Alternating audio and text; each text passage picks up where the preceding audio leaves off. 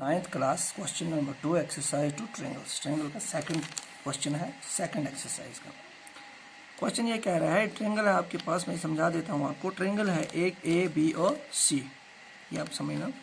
Triangle A B C है, ठीक है। उस पे ए डी जो है, यानी ए और डी, यहाँ मैंने ये हो गया ए डी, ए और डी, ये दो चीज़ें कह रहे हैं। एक इस परपेंडिकुलर और बाइसेक्टर, दो चीज़ें हैं, परपेंडिकुलर भी बाइसेक्टर भी। जब परपेंडिकुलर की बात आती है तो मतलब ये दोनों साइड में ये बिल्कुल 90 डिग्री के एंगल बनाएगा, इस साइड में भी और इस साइड में, वो हो गया परपेंडिकुलर।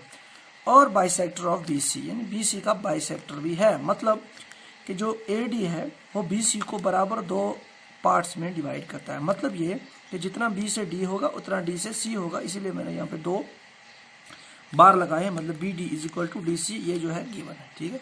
आपको शो करना है कि ट्रायंगल ए बी सी जो है ये आइसोसेलेस है, मतलब ए बी जिसमें ए बी इक्वल होगा ए सी, ए बी इक्वल ए सी, ये शो करना है हम। तो उसके लिए क्या करेंगे, देखिए उसके लिए हमें क्या करना पड़ेगा। ट्रायंगल ए बी डी और ए सी डी, ये वाली ट्रायंगल और ये वाली ट्रायंगल, इन दोनों को पहले कॉन्ग्रुएंट करना पड़ेगा। जब कॉन्ग्रुएंट कर देंगे तो इस ट्रायंगल का ये साइड और इस ट्रायंगल का ए बी साइड और इस ट्रायंगल का ए सी साइड क्या होगा, इक्वल। तो जब इक्वल हो जाएगा तो हम कह सकते हैं ये दो जो ये ट्रायंगल है क्या है, ये आइसोसेलेस ट्रायंगल हो सकती है, ठीक है। तो अब यहाँ पर जो है पहले अगर आपके पास गिवन अगर लिखें कोई ज़रूरी भी नहीं है, मैंने आपको समझा दिया है, ठीक है। गिवन जो है हमारे पास क्या क्या गिवन है, B D is equal to D C, क्यों बी डी जो है ए डी बाइसेक्टर है। Angle B D A D B और ए डी सी दोनों इक्वल है, 90 डिग्री हैं। और ए डी जो है ये कॉमन है, ये हमारे पास पैरामीटर्स आएंगे। तो आपको क्या करना है, सबसे पहले हम ये ट्रायंगल लेंगे A D B A D C.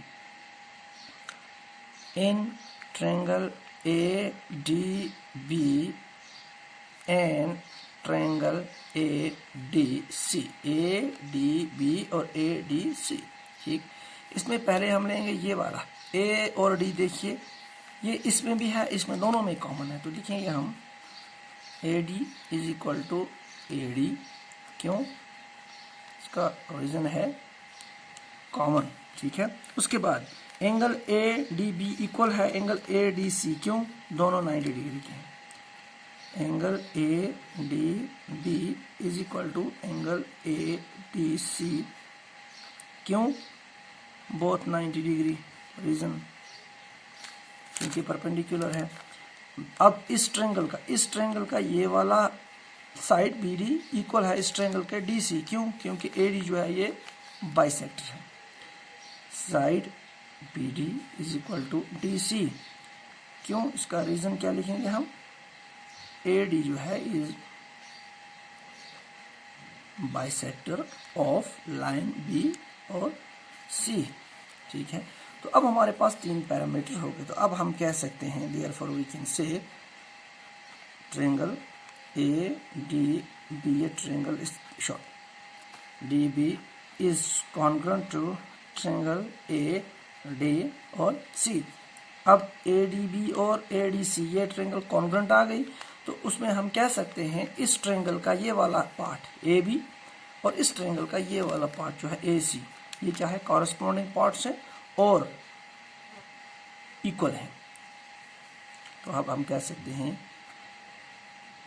A B is equal to A C, किससे, by C P C T, क्योंकि ये कॉन्ग्रुएंट पार्ट हैं किसके, कॉन्ग्रुएंट ट्रायंगल के। अब आपके पास ये है, अब आप भूल जाओ कि इसमें दो ट्रायंगल। अब देखो कि हमारे पास ट्रायंगल ए बी सी है जिसमें हमने ये प्रूव कर दिया कि ए बी साइड इक्वल है ए सी के, मतलब दो साइड इसके इक्वल हो गए। तो जब दो साइड इक्वल हो जाएंगे किसी ट्रायंगल के, तो उस ट्रायंगल को हम कह सकते हैं ये क्या है, आइसोसेलेस ट्रायंगल की, जो आइसोसेलेस ट्रायंगल में दो साइड इक्वल होते हैं। Therefore we can say that triangle ABC is an isosceles triangle. Therefore, we can say that triangle ABC is an isosceles triangle. तो अब आप कह सकते हैं triangle ABC क्या है, isosceles triangle है.